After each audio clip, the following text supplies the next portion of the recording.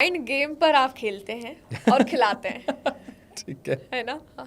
पहले तो मैं समझना चाहूंगी, ये जो आपका फील्ड है जिसमें आप ब्रेन के जरिए लोगों को कैसे पहचाने, ब्रेन के जरिए कैसे सक्सेस हासिल की जाती है, फाइनेंशियल प्लानिंग कैसे जाती है, मैरिज एंड ऑल, पूरा ब्रेन के बेस पे क्या होता है, ये पहले तो हमें ये समझाएं।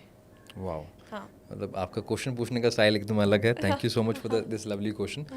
देखो, मैं आपसे बात कर रहा हूँ हाँ तो मुझे क्या वो सवाल समझ में आ रहा है? हम्म तो समझने के लिए मुझे लॉजिकल ब्रेन चाहिए। हाँ और नॉर्मली रिश्तों में क्या बात होती है, यार मेरी बात ही नहीं सुनती वो, हाँ मेरे पार्टनर मेरी बात नहीं सुनते, हाँ। मेरे फादर मेरी बात नहीं समझते, या मेरे बच्चे मेरी बात नहीं समझते। तो ये जो वर्ड है बात नहीं समझते, मतलब क्या बोलना नहीं आता या बोल कर सुनना नहीं आता, ये तो नहीं बोल रहे। हाँ हम एक दूसरे के इमोशंस को नहीं समझ पा रहे, तो ये तो हो गया इमोशनल इंटेलिजेंस, तो इमोशनल मैनेजमेंट जिसकी बात हो रही है। लेकिन जब मैं ओवरऑल ब्रेन की बात करता हूँ कि मैं क्या काम कर रहा हूँ, अच्छा मैं कई बार सोचता भी हूँ हाँ मैं जैसे अभी एक ना हमने एक पुलिस में है, उनका हमने केस लिया था। हाँ तो जब उनके साथ हमने बैठे तो उनकी पर्सनल लाइफ बहुत ज़्यादा डिस्टर्ब चल रही थी, इरिटेट रहते थे, भयंकर तरह से इरिटेट रहते थे। अब जब बैठे पता लगा लव मैरिज है, कोई चैलेंज नहीं है, हर तरह से फैंटेबुलस, पैसे से कोई कमी नहीं है, कहीं कोई दिक्कत नहीं है।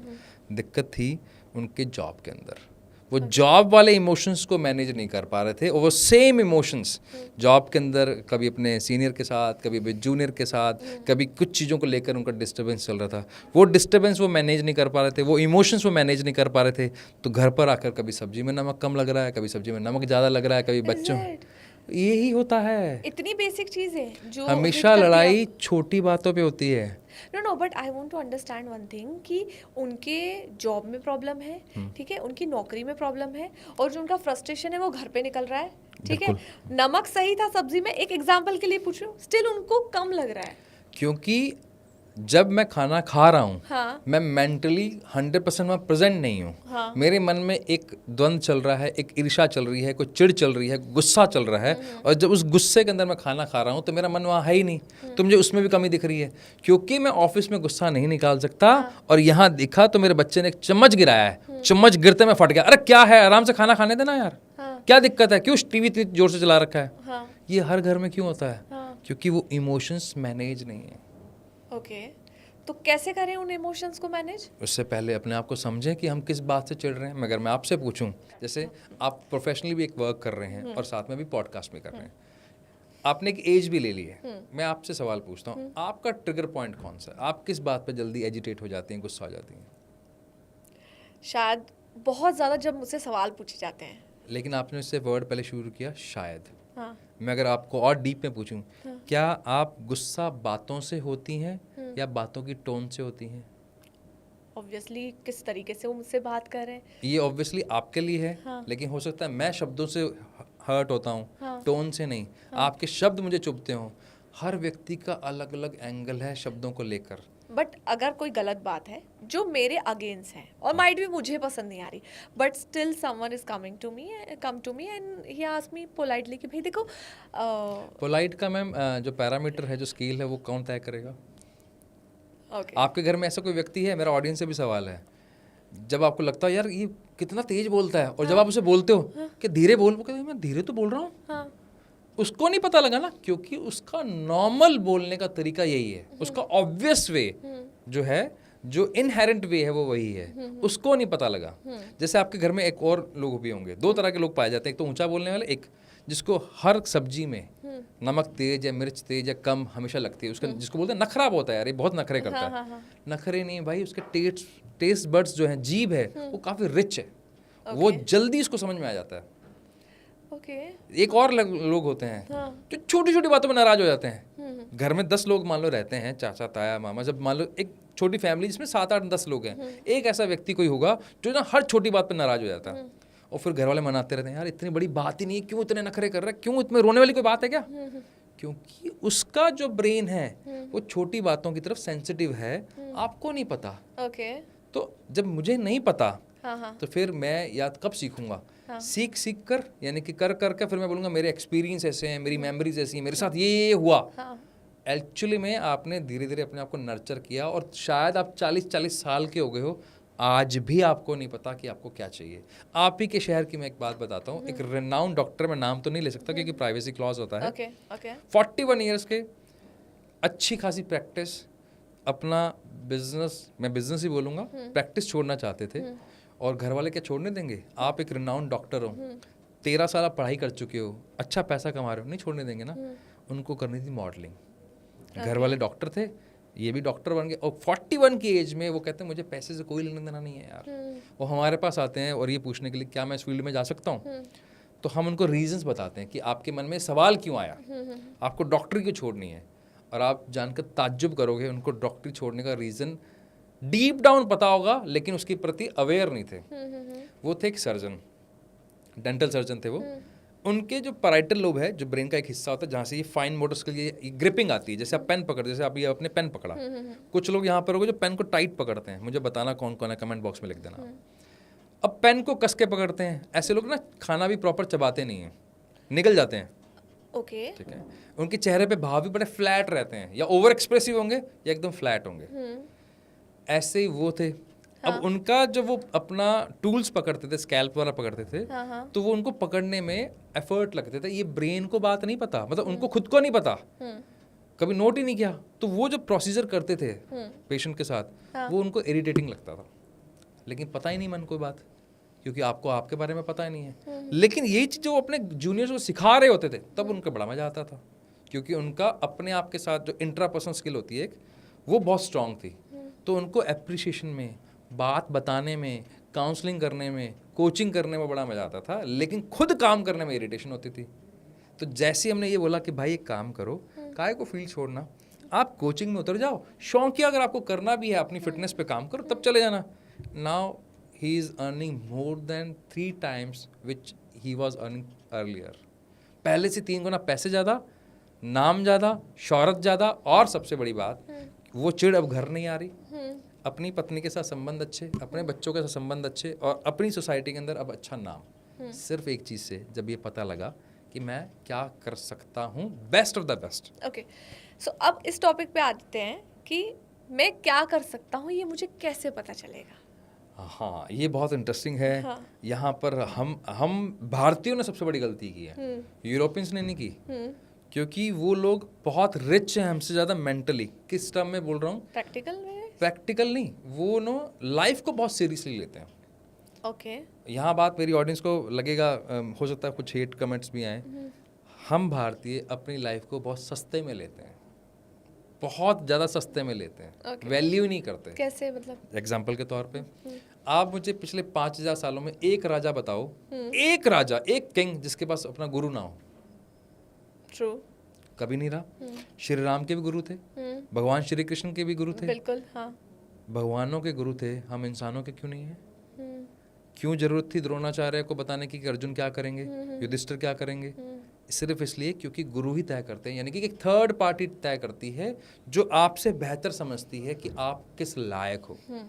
पहले गुरु शिष्य पद्धति होती थी, वो बंद हो गई, तो हमने वो पद्धति बंद कर दी और उस टूल्स को भी बंद कर दिया, और गुरु के प्रति या टीचर्स के प्रति या कोच या मेंटोर्स के प्रति सब कॉन्सेप्ट बंद कर दिए।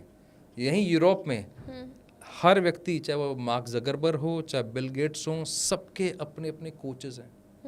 क्यों हैं? क्योंकि वो ये मान के चलते हैं अगर लाइफ में ग्रो करना है तो मुझे एक ब्लूप्रिंट चाहिए, और ब्लूप्रिंट देने के लिए मुझे एक कोच की ज़रूरत है। तो या तो आप स्ट्रॉन्ग किसी कोच के साथ रहो, मेंटोर के साथ रहो। अभी आज के टाइम पे द्रोणाचार्य तो आ नहीं सके, ऑफ कोर्स माँ बाप हमारे इतने ज़्यादा क्वालिफाइड नहीं है कि अब नए ईरा में क्या क्या हो सकता है वो बता सकें, तो वहाँ पे भी पॉसिबिलिटी नहीं। तो आपके पास क्या रह गया? आप किसी कोच, किसी मेंटोर के साथ काम करो, अदरवाइज या तो हम ठोकर खा के सीखेंगे, इसके अलावा कोई अल्टरनेट नहीं रह गया। या फिर पहले मेडिटेशन करवाए जाते थे, आज यूरोप के हर कॉलेज में, हर स्कूल में डिपार्टमेंट ऑफ मेडिटेशन है। मुझे इंडिया में एक स्कूल का नाम बता दो, एक कॉलेज का नाम बता दो, यहाँ से योग निकला है ना, यहाँ से ध्यान निकला है ना, तो मुझे बताओ ना भारत में कौन से स्कूल में मेडिटेशन करवाया जा रहा है, कौन से कॉलेज में मेडिटेशन करवाया जा रहा है? यूरोप के हर कॉलेज में। हाँ, वो तो हम देख ही रहे हैं। हमारी भारतीय कई पद्धतियाँ ऐसी हैं, जैसे आप आयुर्वेद का नाम ले लें, आप मिलेट्स ले लें, ठीक है, आप योग कह दें, जिसे पावर योग के तौर पर वहाँ देखा जा रहा है। हर चीज़ यहाँ से वहाँ ले जाई जा रही है, और शायद हमारे पास होते हुए हम उसका इस्तेमाल नहीं कर रहे हैं। विश्व के सबसे महंगे कोच जिनकी टिकट लाखों में होती है, जो 1-2 दिन के इवेंट में करोड़ों रुपए कमा के ले जाए, टोनी रॉबिन्स की अगर मैं बात कर रहा हूँ, तो वो भस्त्रिका जैसे प्राणायाम से शुरुआत करते हैं अपने प्रोग्राम की, ओम भूर्भुवः से गायत्री मंत्र से अपने प्रोग्राम की शुरुआत करते हैं। कौन? एक यूरोप का ट्रेनर शुरुआत कहाँ से कर रहा है? और मैं यहाँ पे अगर भारतीयों की बात कर लूँ तो मेरा पॉइंट ये है, तरीका एक ही है, या तो मेडिटेशन से अपने बारे में जान सकते हो, या फिर थर्ड पार्टी में, चाहे वो कोच हो, चाहे वो टूल हो, चाहे कोई भी हो, वो बता सकता है आपको। और तीसरा तरीका ना बना है ना बन सकता है। आप कर लोगे तो आप भी टॉनी रॉबिन्स बन सकते हो, आप भी बिल गेट्स बन सकते हो। नहीं करोगे तो फिर हम फॉलोवर तो हैं ही अच्छे, तो कर ही रहे हैं फिर हम। ओके, सो आपने ये बताया कि आपको मेंटोर चाहिए जो आपको एक डायरेक्शन बता सके कि आपको किस दिशा में जाना है। अच्छा, ये मैं नहीं बता रहा हूँ, हाँ। मेरे अलावा हार्वर्ड बिजनेस स्टडी की एक स्टडी कहती है, जिन लोगों के पास एक मेंटोर होता है, एक कोच होता है, उनकी प्रोडक्टिविटी 82% तक बढ़ जाती है। तो कैसे हम अपने लिए एक मेंटोर चुन सकते हैं? फिनेंस की बात कर सकते हैं यहाँ पे। हाँ हाँ, व्हाई नॉट।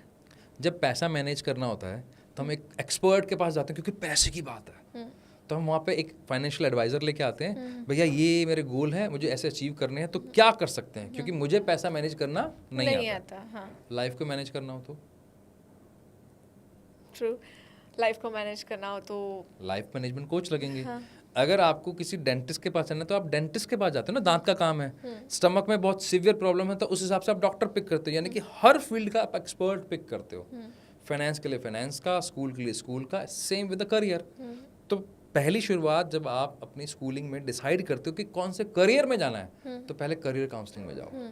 मैं हाथ जोड़कर प्यार से, जैसे भाषा जो समझ में आती है, धमकी से जैसे समझ में आती है समझ जाओ, अपने बच्चों के साथ खिलवाड़ मत करो। मान लो मैं बहुत टैलेंटेड हूँ, मैं माइंड कोच हूँ, विश्व का सबसे बड़ा कोच हूँ, ये पहला बटन मैंने शर्ट का गलत लगाया, अब मैं कितना भी टैलेंटेड हूँ, क्या नीचे वाले बटन सही लगेंगे? ऑफ कोर्स नॉट, नहीं लगेंगे ना। तो लाइफ का पहला डिसीजन क्या है? 10th के बाद क्या सब्जेक्ट ले रहा हूँ, क्या करियर चूज कर रहा हूँ, तो उसके लिए एक्सपर्ट लगता है, खुद से नहीं होगा।